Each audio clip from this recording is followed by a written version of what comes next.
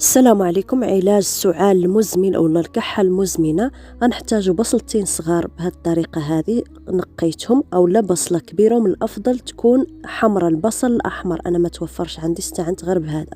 غنضيفو عليه ملعقه عسل اصلي، ملعقه كبيره ديال العسل الاصلي.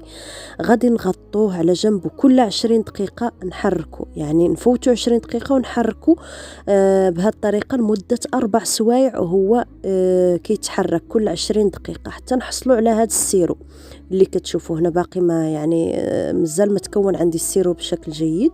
المهم كل 20 دقيقه كنحرك، ولا نصف ساعه كنحرك حتى حصلت على هذا السيرو. وفين كنحصل على هذا السيرو؟ كنهز ملعقه من السيرو فقط، نشربها صباحا وعند الغداء والعشاء حتى الشفاء ان شاء الله.